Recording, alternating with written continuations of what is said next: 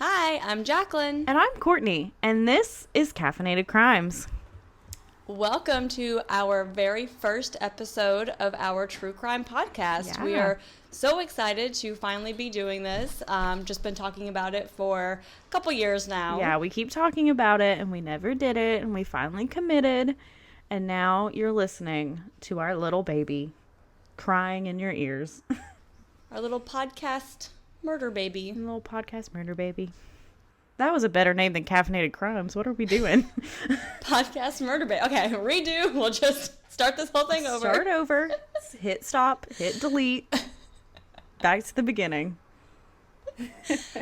So, we are best friends. We've been best friends for 10-ish years. 10 years, yeah. It's been a long time. A whole decade. Our friendship as a little snotty fifth grader. Yeah, giving you the flu and the coronavirus. Hopefully that ages well. Hopefully that's not...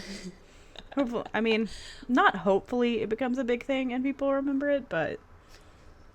Alright, well, this is off to a great start. Okay, so... Are we ready to...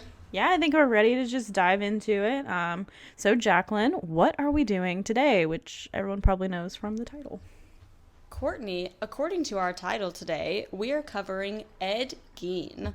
So most of our information today came from a book by Paul Martin called Villains, Scoundrels, and Rogues, Incredible True Tales of Mischief and Mayhem, which is quite a title of a book. Quite a title. It is quite a book.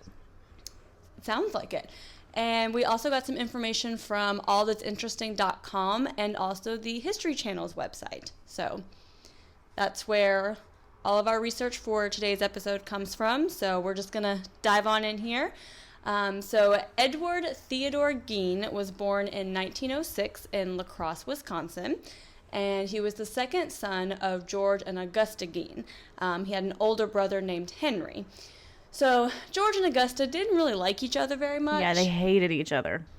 Yeah, they weren't the whole, best friends get married kind of thing, but they had strong Lutheran beliefs which prevented them from getting divorced, so they stayed together. Apparently, George had a bit of an alcohol problem, and Augusta just constantly berated him for being just, in general, an inept man. So she's just not very nice to him. It sounds like... You can't take care of the family. You can't teach their sons to be sons. You can't do anything, which... Yep. I mean, if you tell an alcoholic that, then they're not going to try to do anything. Yeah, and he's probably just going to drink more alcohol. So clearly we're off to a great start here for Ed and Henry. Yeah, he had a great childhood. Yes. Oh, yes. Let's get into that childhood some more. So Augusta was constantly teaching her children all about the evils of the world. And according to this book from Paul Martin, she, quote, bombarded them with Old Testament stories of sin and damnation, urging them to be aware of scheming female temptresses, end quote. Yeah, Paul Martin did not think highly of Augusta. Yes. He was also just saying that she clearly had no love for any members of the human race, which that's a pretty strong accusation against somebody that they just don't care at all about anybody. That is quite a statement to make. But it sounds like maybe Augusta wasn't the best person. She didn't seem too great. Yeah, but she did open a grocery store in La Crosse after Ed was born to try to make ends meet because, her alcoholic husband wasn't doing anything for them.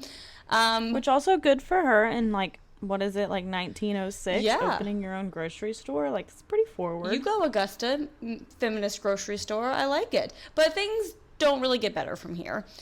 Yeah, that's the only good thing we're probably going to say about her. Pretty much. Which, I didn't know this lady. Maybe she was a nice lady, maybe just, who knows? All we have to go off of is Ed here. I'll let you decide, listener, what you think of her. Yes. Listener. Make your own opinions. Singular, not plural. Just one. We're not there Probably yet. just going to be one. So... After opening this grocery store, they decided that they were instead going to move to rural Plainfield in 1914. So Ed's... he's about... 8-ish. Yeah. 8? Yeah, so Ed is 8. But they wanted to isolate their sons from the temptations of city life because, La Crosse, Wisconsin in 1914, there are things happening apparently. It's just going crazy. Yeah. They say it's the New York of the Midwest. They don't say that. I made that Courtney up. says that. Courtney says that. So Ed and his older brother Henry were essentially prisoners on this farm. So they were forced to do hard physical labor. They suffered verbal abuse. They never even left the farm except to go to school. So people who knew Ed reported that he was kind of an odd kid, didn't really have any friends, was bullied a lot. His teacher was kind of creeped out by him. Apparently he tended to laugh at inappropriate moments, but I mean, same, so...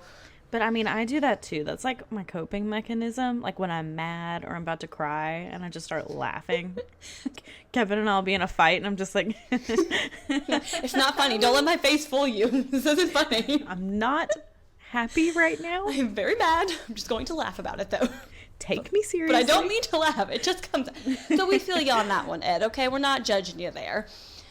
But when it gets a little weird is that Ed's entire life revolves around pleasing his mom, even though she's just constantly criticizing him. So, I mean, obviously we all want to please our parents, but he just kind of took it a bit extreme. He just was very, very close to his mother. And Ed and Henry lived with their parents well into adulthood, which was a bit unusual for the time. I mean, they're, two 30s-ish men living with their parents, and continued to remain isolated from the outside world. So their dad died in 1940.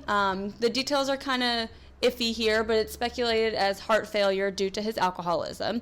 So Ed and Henry began doing odd jobs around town to support themselves and their mom. Ed started babysitting, which will be super weird when we get into... Which, hindsight. Yes. It would suck to be that kid. And they're like, that was my babysitter. Ed Gein was my nanny, Whew. But Henry seemed a little more well-adjusted than Ed. He wasn't as fearful of the outside world as their mother wanted them to be, and he would even criticize their mom and her beliefs, and I don't think Ed took very kindly to that. I don't think he was very happy about that. So then in the spring of 1944, 43-year-old Henry and 38-year-old Ed, still living with their mom, go out to this marshy area on the farm, and Henry disappears. Just mysteriously, just vanishes. Yeah, so Ed reports him missing, and, of course, the police are questioning him, and he doesn't know anything. Oh, but hey, his body might be over here, he says, as he leads them directly to the body of his brother. Yeah, he's like, well, I guess if his body was here, which I don't know, maybe it is, maybe it isn't, I think it would be right here. Oh, yeah. It's right here. What a coincidence. So, if I was my dead brother, where would I be? Oh, right here. Oh, but I don't know anything about this, officers. I had nothing to do. No clue. Nope. Don't know what happened. So the police thought it was kind of weird, but, wasn't a whole lot of investigation, apparently. Because the coroner said that he was asphyxiated by smoke. But they were in an open, marshy area on their farm, so did he just have... Doesn't really make much sense. I mean, did you just fall face first into the bonfire? Yeah. Which, I've almost done when I drink too much, but this seemed in the middle of the day. Yeah, I don't know what's happening. I mean, his dad was an alcoholic, so, it's Henry doing some day drinking, falls in the fire, shit happens. But I feel Seems a little fishy. I don't think that's what happened here. So shortly after Henry's death, Augusta has a stroke, and so Ed begins taking care of her, like you do, including sleeping in her bed with her, like you usually don't do. So that's a little bit odd, a little too intense. A little bit. Yeah. On its own, maybe it's okay, but, you're what, 38? And you're wanting to sleep in the bed with your mom? Kind of weird. Exactly. And, again, hindsight, maybe it wouldn't be as creepy if we didn't know what comes next. So, unfortunately, in December of 1945, Augusta had a second stroke and died. So now Ed closes off all the rooms in the house and preserves his mother's bedroom and parlor exactly as they were, which that's not completely unusual. Maybe you just... it's kind of weird, but, he did lose, all 3 members of his family, which obviously he probably had no other friends since it was just on this farm, and within, 5 years. So that does suck. And, he's in this big house alone. Maybe he's, just going to close it off, leave it. Don't want to deal with it. People do that. Don't want to look in there. Don't want to clean it. I'm just going to leave that be.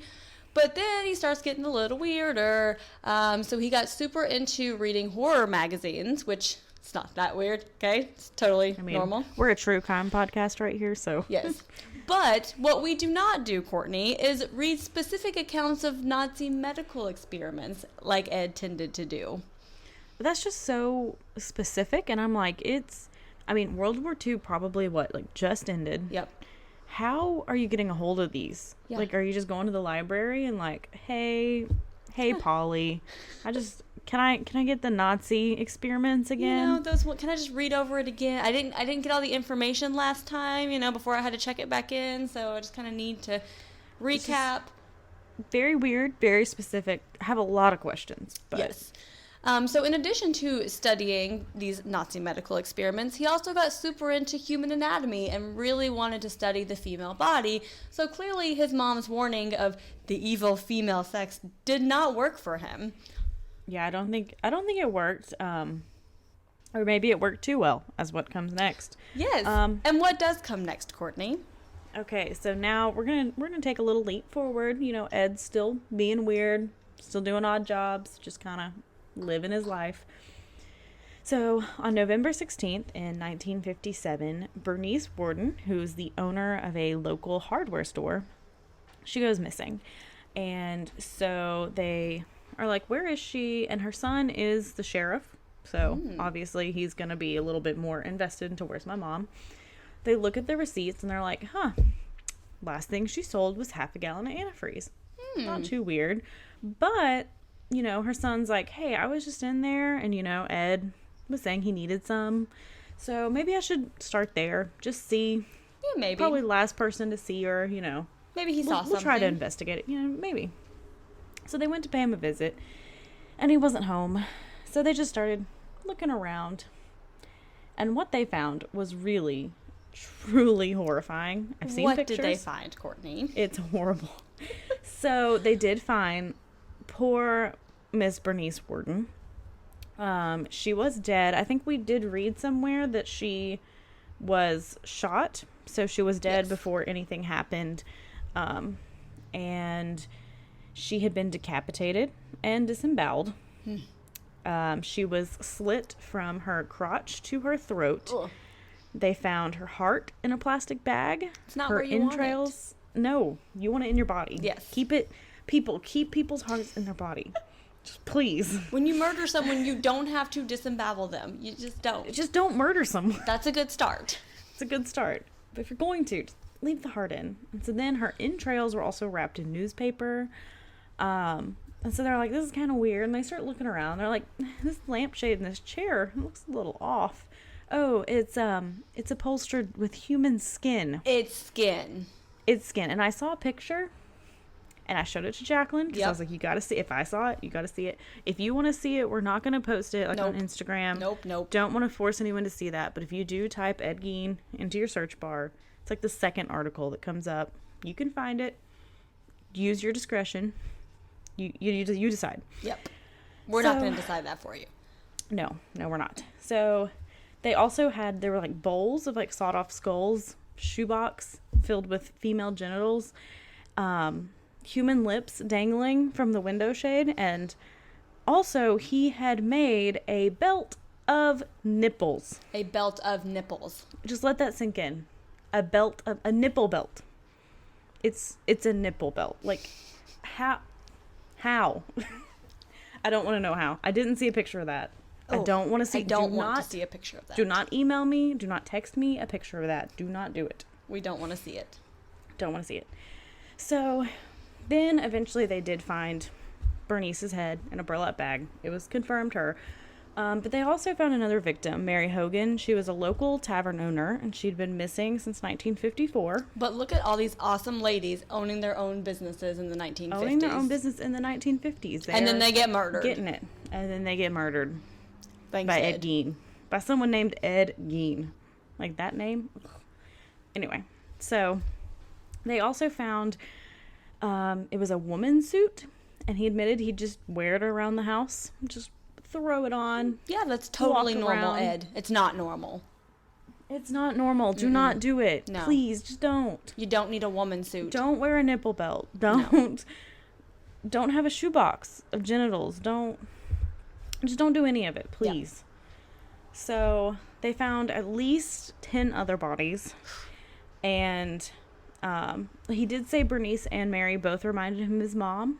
And that's why he targeted them. He claims the rest of the body parts were just from digging up in local graves. Yeah, because that's also normal, Ed. You just dig up graves. Okay. Yeah. Like, let's not. So, now, and Ed, he's getting all high and mighty here. And he's trying to bring out some morals and say, I never had sex with those bodies. I never ate them. Okay. But you got But he had a nipple belt. A nipple belt. You have a nipple belt. I don't care. But he didn't eat them or have sex with them. He didn't eat them or have sex with them, You cut their nipples off and made it into a belt. That's weird, Ed. But he's on his moral high ground that he didn't have sex with them or eat them. That's just no. So there's not a whole lot of details about, the exact conversations, but I want to know, did the police ask him this or did he just volunteer, well, hey, I didn't have sex with them or eat them? Yeah, I don't know. I mean, maybe because I think he did confess. He was like, yeah, I did it. But I didn't eat him. So maybe it was like that where he was trying to make himself seem less bad. Like, I'm not a bad person. I didn't eat him. I just made a nipple belt. Sorry, I can't get over the nipple belt. Yes, in our notes, Courtney puts in all caps, but he had a nipple belt. He had a nipple belt. Just don't forget that, okay? If you ever start feeling sad for Ed Gein, which I don't know why you would, but if you ever feel sad for him, just think nipple belt. Yes. Okay, so they finally, during the investigations, he never showed any remorse. And he even said, when I was, cutting up Bernice's body, I would just stop and go work on my car. Yeah, just take a little break. Just take a break. It's hard physical labor. Yeah. So clearly he just did not feel bad about it. So they finally decided he was mentally unfit to stand trial, and they committed him to a state hospital for the criminally insane. They did put the farmhouse up for sale, but before it could sell, it burnt to the ground. And the firefighters showed up, and they're like, oh, it's too late to extinguish. I guess it's going to burn to the ground. Whoops. And they're like, clearly it's arson, but oh well, we're not going to do anything about it. So nobody was charged. Maybe they were like, this is best, all the horror that happened. Don't let anyone live there. Just burn it. Yep. Get it over with. So a decade after his arrest, he was finally deemed fit for trial. And I didn't know this was a thing, but then we were talking about it. Yep. And I had it confused.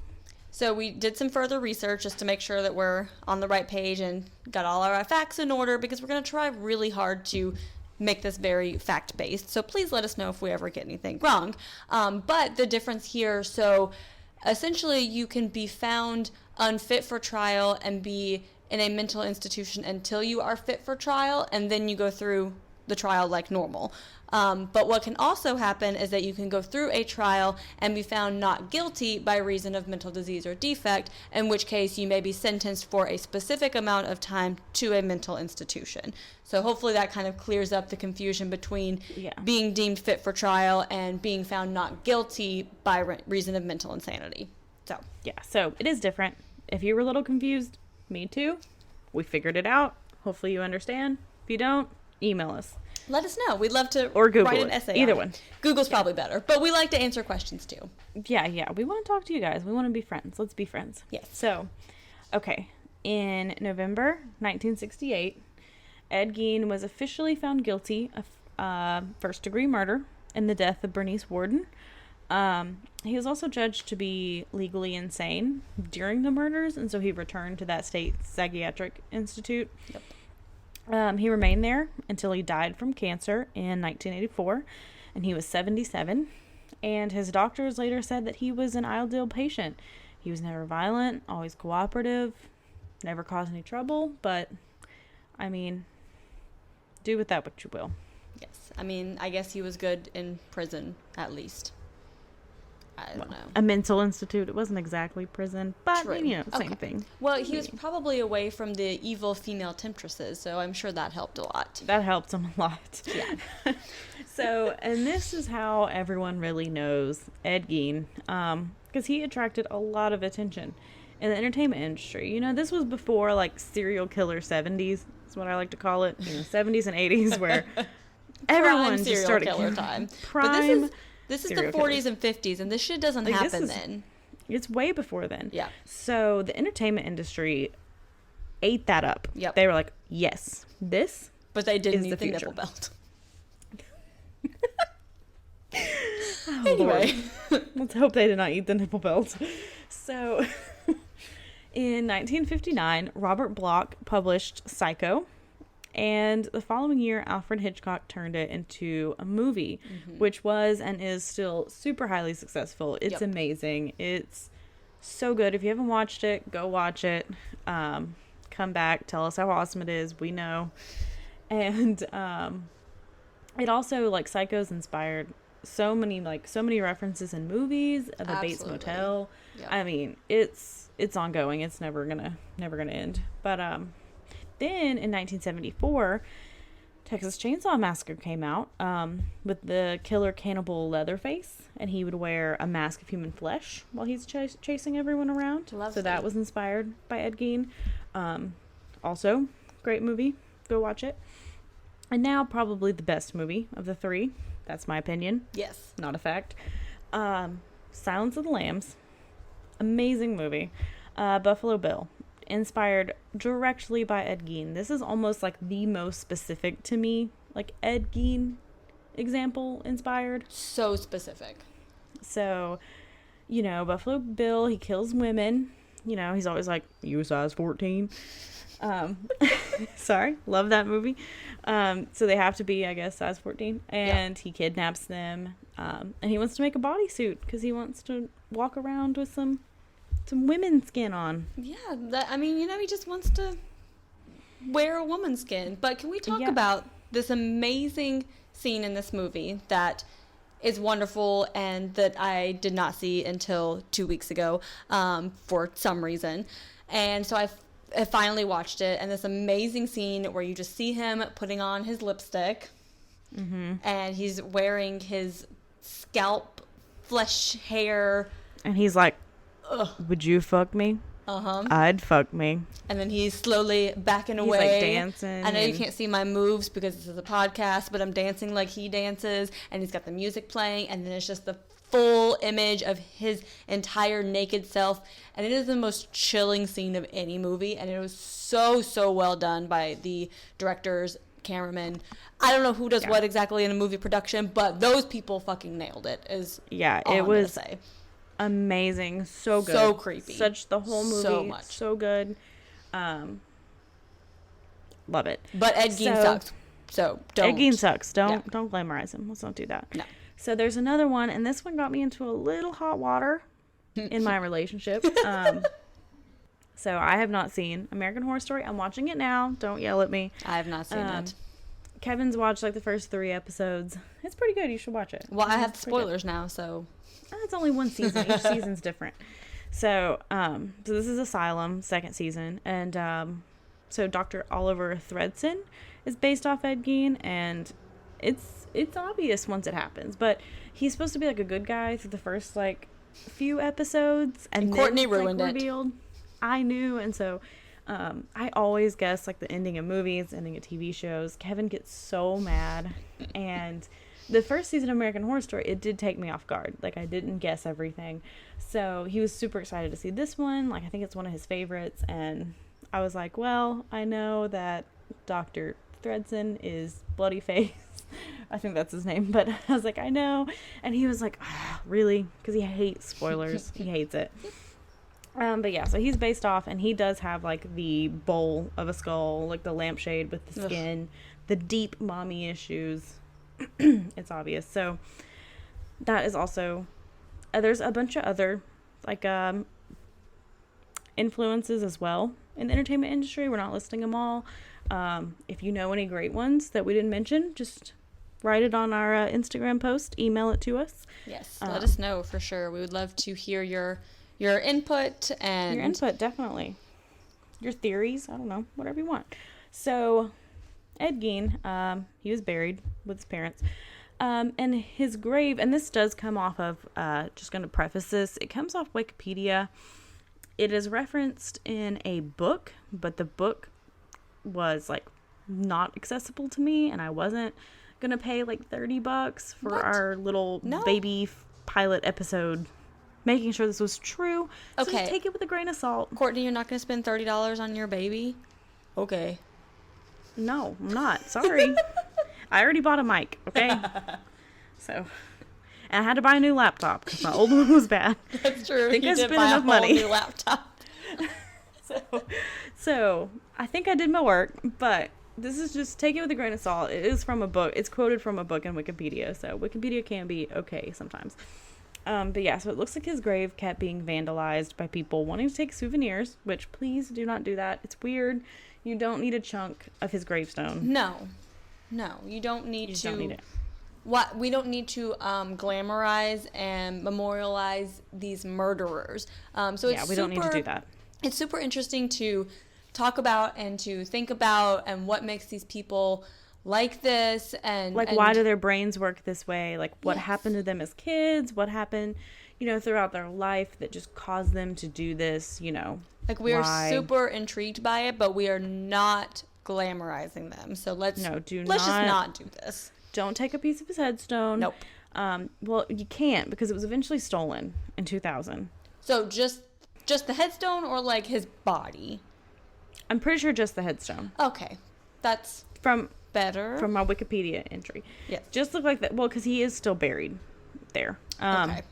So the headstone was found in Seattle, and it was put in storage by police department, and they're like, we're just going to leave this here. We're not going to...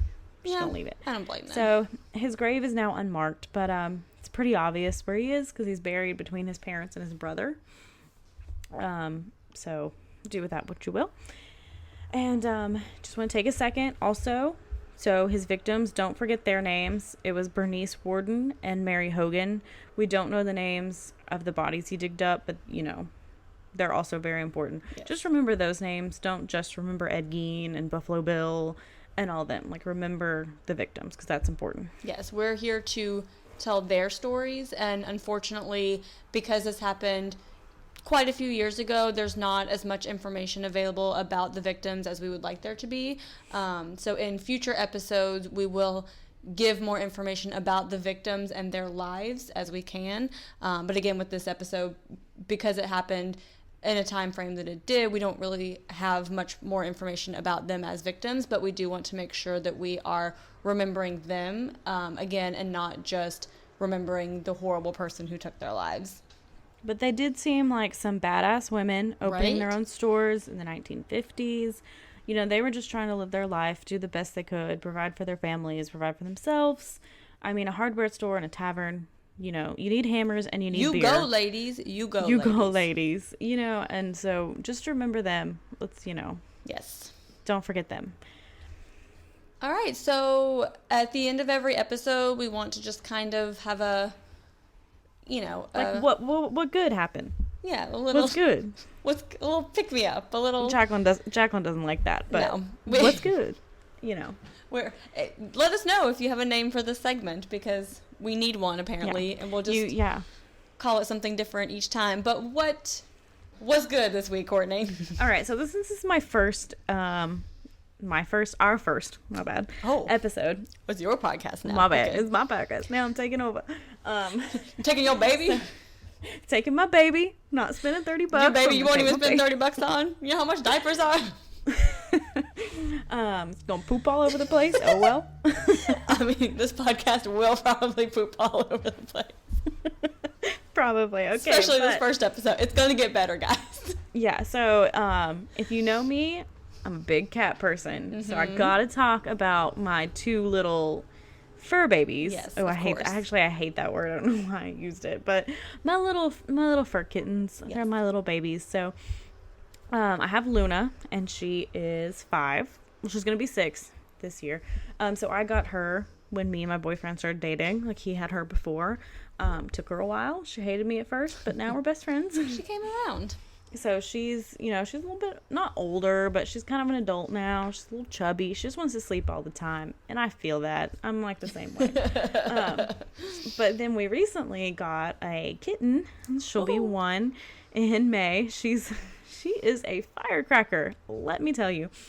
So she keeps us on our toes, but her name is Nova, and she is really super sweet. She wants to be right up in your face all the time. She's on all the time. She's very hyper. I think I hear her scratching at the door right now, because she just wants to be near me. You know, she likes to be near you, and she loves to play, and it's super fun, like, watching her, like, get bigger and grow. Like, I can't believe how big she's gotten in a few months. Crazy. But yeah, and then I guess I should also talk about Kevin, who's pretty awesome and made me a rum and coke before this episode. Oh, and that's so nice. Helped me prep dinner so I don't have to think about it. So he's pretty cool too. So that's my what's good. So you know who I am, and you know that my little family, I guess. We're not married, but we're a little family. Close enough. That's good. Yeah, still a little family. Well, my lovely husband Andrew did not make me a drink prior to this podcast, but he is kind of sort of trying to keep my animals quiet. And if you've heard, your animals are a little louder than mine. Yes, you've heard some noises in the background. It was not going well. So I have sitting across from me the most well-behaved, my almost 8-year-old cat Kobe. I cannot believe he's about to be 8. Yes, my little baby boy, and he's just sitting here on the table, just minding his own business because he's just a sweetheart. He's perfect. He is. He's a good boy. And I have my crazy one, my Rosie, is almost 2. She will be 2 in May, and she is what we believe is a Catahoula Pointer mix. She is Jaclyn in dog form. Yes. She has but lots Rosie of energy. doesn't have as many outlets. You know, No. she doesn't have the Instagram. She doesn't have the books. So she's very hyper. Are those my only 2 hobbies? You have other hobbies, but... So Rosie... You're running, because Jaclyn ran a marathon last year. I did. And Rosie would Gonna probably brag on you. run one if she could, because she has enough energy would. to. Like, she physically could. I just would not let her go run 26.2 miles. But physically she could, because this dog has a ton of energy, and she is the one that my husband is currently babysitting and trying to keep from making too much noise during this podcast, because she would chase the cat or scratch the door or chase my other dog, who is Dolly, who is a 2 to 3-ish year old beagle that we just rescued a couple of months ago, and we have let her run around during this podcast. So if you hear any little pitter-patter feet in the background, it is probably her, but she's chewing on her favorite chicken toy right now, so she's pretty occupied. Seems happy. Yeah. She's been pretty quiet. She's been good. She's a sweetheart, and Courtney gets to meet her here in a couple weeks when she yes, comes to I'm so visit excited. me. I haven't met her yet, because we don't live in the same city. No. I live in Knoxville, which is where we're both from. Yep. I got stuck here. Just kidding. But And I live in Richmond, in Virginia, so we're making this podcast baby long distance. But here in a couple weeks, we get to see each other 2 weekends in a row. So Courtney's going to be coming here one weekend, and then I'm going to be going to Tennessee the next weekend. So we are super excited about that. So we might get to it's always fun. record an in-person podcast. That would be super awesome. So- Also, this just shows what kind of person I am. Did I say that my older cat's name was Luna? Yes.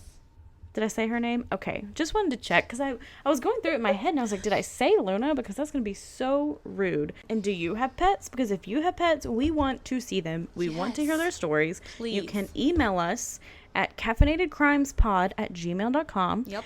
Yeah, and so we're hoping that we're going to get this baby out every Tuesday. Yep, that's the plan. We wanted to treat you guys, and hopefully you like us, so we're going to try to release the first 3 episodes today, so you can just start binging, like I like to do. Just go ahead and fall in love with us, so you look forward to hearing us in your ears every Tuesday. Yeah, a little spoilers coming up. We got a little Lacey Peterson. Yes. A little about her. That one's is my intense. It's intense. It's my introduction to true crime. So we had to do it as one of the first. Yep.